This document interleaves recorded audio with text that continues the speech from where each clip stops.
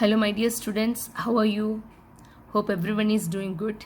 Actually, I would like to interact with you directly for all these topics, but in this situation, it is not possible, right? So, all of you, please go through the videos and try to study from that, okay? Because in the coming years, also, you need this. So, even after your Eid, also, you can do that, okay? So, whenever we are getting free time or whenever you feels comfortable, whenever you feel comfortable, please go back and check all the videos. So all the topics are almost uploaded here, so you can just go through that and you can just revise the topics, okay? In the previous videos, we already discussed about the introduction of area and perimeter in general, that is the equations and all in the first video. Then after that, we discussed about the perimeter of the compound shape, okay? So what do you mean by a compound shape? All these things we already discussed in the previous videos, okay? So please go through that first, then you come to this video. And in this video, we are going to discuss about the area of compound shapes. You know, compound shape means it is the shape which is formed by different shapes, is it? It's a combination of different shapes. So here also you can see an L shape. Actually, this partition was not there. I just put the line there to differentiate these two shapes. It was an L shape and we need to find the area of the L shape, okay? What do you mean by area? You know, area means the portion, inside portion, also, okay? Or the surface which is covered inside this. So to find this composite shape, to find the area of this composite shape, what we need to do? We know how to find the area of the rectangle, how to find the area of a square, all these things. We know the equations, is it? But we don't know directly how we can find the area of this compound shape. So the first step is, see, different steps are given here.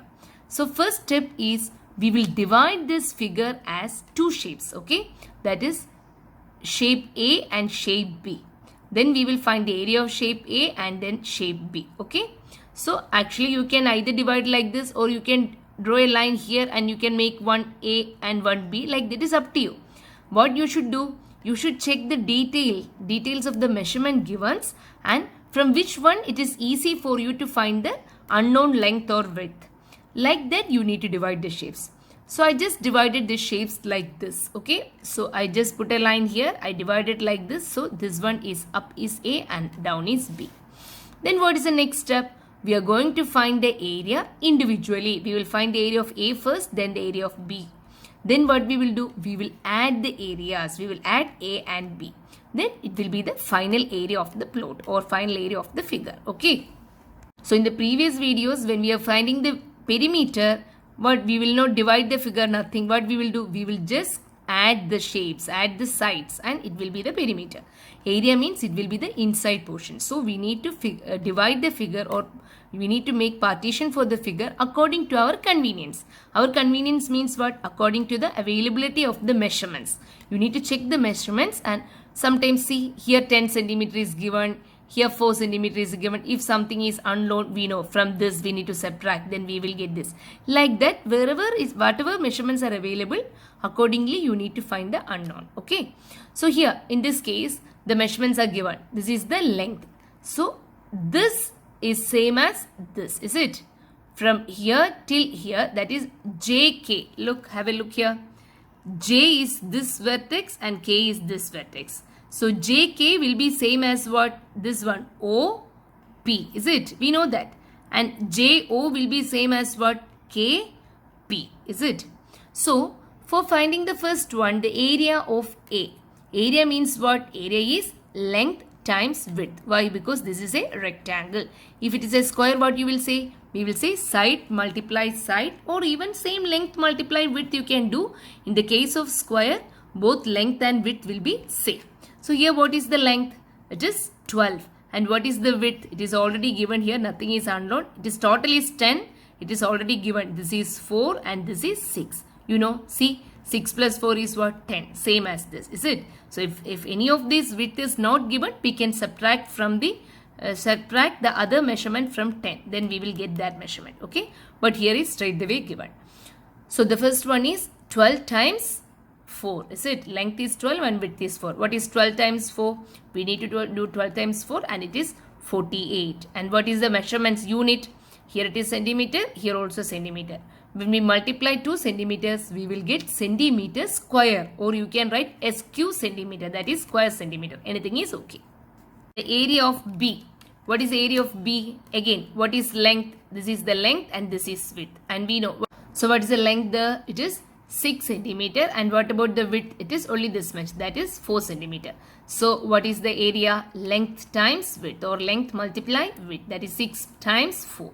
What is 6 times 4? It is 24 centimeters square. So we know now the area of A and area of B. So what is the total area? Total area is area of A plus area of B. These two we will add. Is it? So that is what? 48 or 48 centimeters square foot plus 24 centimeters square. What is it? It is 72 square centimeter or 72 centimeters square. Whenever we are doing the area, the answer should come in square. Okay, why? Because we are multiplying two things and we are adding it. So the area will be in squares. But when we are doing the perimeter, it will comes in like perimeter. If the question is given in centimeter, it will be only centimeter or meter. But when it comes to area, it will be always square centimeter or square meter or square feet accordingly. Okay, whatever is given in the question, accordingly it will be, answer will be in square. Okay, you should always keep that in your mind. Okay, is it clear for you? So area of a compound shape means we need to divide the shapes. And then we need to find the area individually, and finally we need to add the area to get the final area of the figure. Okay. Now we can go to the student book exercise. Okay. Student book page 220. That is, we are dealing with area. So we know, what do you mean by area? The amount of surface covered is called the area. That means this inside portion. Is it?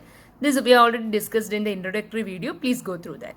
So we know the area of a rectangle is what? Length multiply width, or length times width, or it is called L times L multiply W. Okay, the longer side is called the length and the shorter one is called the width.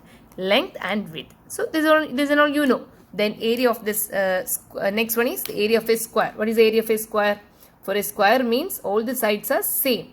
So we will just say it is side multiply side. Is it? Both the sides are same in the case of square. So the area of a square is side multiply side. This is all you know. But just it will be easy for you if you study the formulas. Then the new thing is area of a parallelogram. I think parallelogram also you studied last year. Okay, anyway, leave it. What do you mean by parallelogram? In the geometry we have studied about parallelogram. Parallelogram is having two pair of opposite sides are same. Even rectangle we have two pair of opposite sides same length. But this rectangle is also a special type of parallelogram. In this parallelogram, this is the real shape for parallelogram, and this is called the base. Okay, base means B, and this is the height. Height means, or height, or we will say it as altitude. So for finding the area of a parallelogram, instead of length multiply width, what we will do? We will do base multiply height. The height means always it is the line drawn from a vertex to the opposite side. How many vertices you can see? How many vertices you can see here? 1, 2, 3, 4. Is it? So, from which all vertex we can draw line to the base? From here I can draw like this, and from this vertex also if I want I can draw like this. Is it? From the vertex to the base I can draw the line, and see, and if I am drawing a line from this vertex to this base, here always it will be a right angle or it will be 90 degree. Okay, I cannot draw a line like this. I can draw a line like this, but it will not be the height. The height means always the line drawn from the vertex to the base where it forms a 90 degree. So this is the height. Here also I can draw the same line. It will be the height. So the area of a parallelogram is base multiply height. Okay, this equation also you need to study in this chapter. Okay.